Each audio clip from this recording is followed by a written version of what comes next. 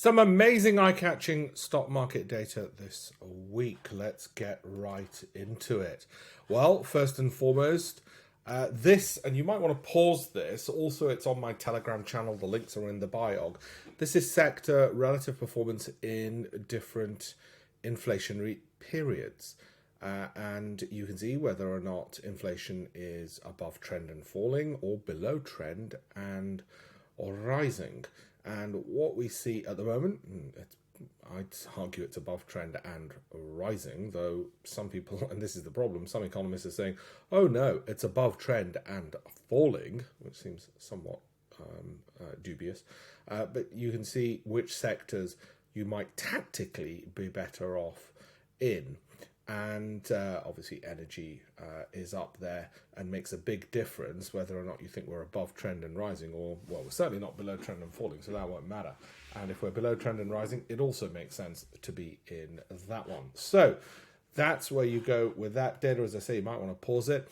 This is Vertex Pharmaceuticals. The major problem with most of the stocks at the moment that you might want to look at is that there are very few which are oversold and rising. There are many which are overbought and are hitting all-time highs, and one's dubious as to whether or not they're overvalued or not.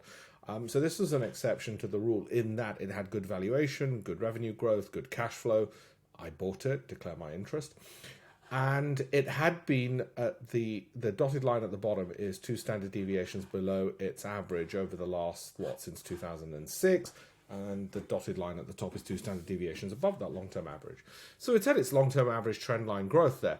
But the technical indicators, so put the fundamentals to one side, the technicals show that there's still some room to the upside, possibly, move up to 2 standard deviations above. Anyway, one of the few which look good. Amgen, similar kind of story.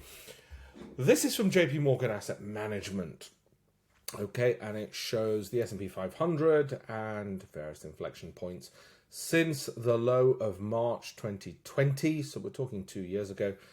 It's doubled, but the price earnings ratio is at a multiple of 19.5, whereas it used to be at a multiple of 13. So some of that doubling is down to just the multiple people are willing to pay for the market, but some of it is genuinely down to the fact that earnings have substantially increased. Okay, and you can see at different points in history, what does the PE tend to be? Well, at a multiple of 19.5, it tends not to just zoom ahead and deliver extraordinary results. Okay, so that's anyway where we are at the moment, and which is one more reason to be particularly cautious. The S&P 500 valuation measures, the forward PE, as I said, we're at about 19.5, or 1 standard deviation above the 25-year average. And whilst we can sustain this level, you probably wouldn't be looking to argue that we're about to jump ahead. Pause this, have a look at the CAPE, the Shiller's PE, and so on, which will give you a pretty good idea of whether or not we're overvalued. And on most measures, we remain so. Well, what does that mean? Well, that suggests that our forward returns, whilst they may be positive, are not likely to knock the ball out of the park. If you look at the forward PE and likely subsequent 1-year returns, what this is suggesting over here is that a multiple of 9.5, our 1-year returns are more likely to be modest than obviously if the PE was low. Now, there are many exceptions to it. You can have a 19.5 and you could have a 25% return in a year. Okay, but it's less likely to be the case. And the picture's clearer when you look at the 5-year outlook on that. Okay, now let's have a look at current PE versus 20-year average according to value growth, small cap, mid cap, and large cap, and where you might want to try and get your returns. Again, if you look at this based on longer term periods and where we are at the moment versus the 20-year average and what kinds of returns one might be looking at. Now, personally, the way I tend to look at things, as I said, blend, well, I look at what's relatively undervalued and good growth at the same time. And that doesn't mean it's blend, by the way. But you can see the 10-year annualized over there. And what do you find? Well, large caps do tend to do rather well, certainly allowing for the volatility and the risk, which this doesn't. I'd prefer to be in the larger caps as a broad rule. And you might say, well, wait a minute, aren't they significantly overvalued? And you can see the extent of overvalue on some of this. Yes, if you're looking at large cap growth, less so if you're looking at large cap value. You might say, well, wait a minute, why not just go into small cap value because they're undervalued? Yes, well, that's the whole nature of undervaluation. It tends to stay that way for a while, doesn't it?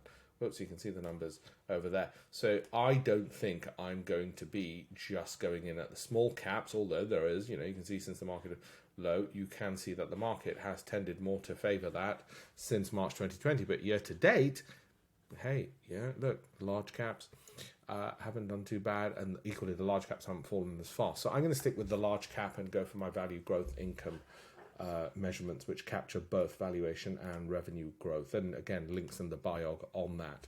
S&P intra-year declines. Where are we at the moment? Well, we're down about 5%. We were as low as minus 13. Well, so, what can you draw? What conclusion can you draw? Well, you could draw the conclusion that there's nothing unusual about any of that. That's probably the only conclusion you can draw from that data. Don't try and read into data too much than is actually there, he says. Time diversification and volatility of returns. Just a useful reminder that if you're looking at a rolling 20-year period, you're probably looking to, 20 years is a hell of a long time, as you know. Some of you aren't even 20 years old, mentally or physically. So you've got 17% if you're just in stocks, but if you're only looking at a 1 year return, you can see that volatility, and that's really the concern. Everybody wants to be up 47%, nobody wants to be down 39%, and that's why some people might look at a 50-50 portfolio to try and avoid some of that, or just look at elongating their time frame. So either you can look to take less risk, which reduces your returns, or you can elongate your time frame when looking at things. And finally, I leave you with this. Year to date, which sectors have done the best? There you go. Cash doesn't usually come out near the top. Commodities, no surprise. Now, what does that tell me? Well, asset allocation is where you're picking a mixture of a basket of these. And, if you're wanting to gamble on anything, you probably go for that. Other people tend to look for patterns and they say, ooh, the bright orange ones are near the top often enough. Well, are they? At the moment, they're right at the bottom. Again, making my case earlier that I'd still prefer the large caps. And what would you draw from that? Well, you'd say if you're going to take a top-down approach, you're better allocating assets, i.e. picking a group of sectors, pretty much all of them, into a basket. And if you are going to be bottom-up and pick individual stocks, then this doesn't matter in many ways. Okay, so that's that. Have a look at the links in the biog where you will find my download to my book, my Telegram channel, my WhatsApp, my emails, my inside leg measurements. Thank you very much.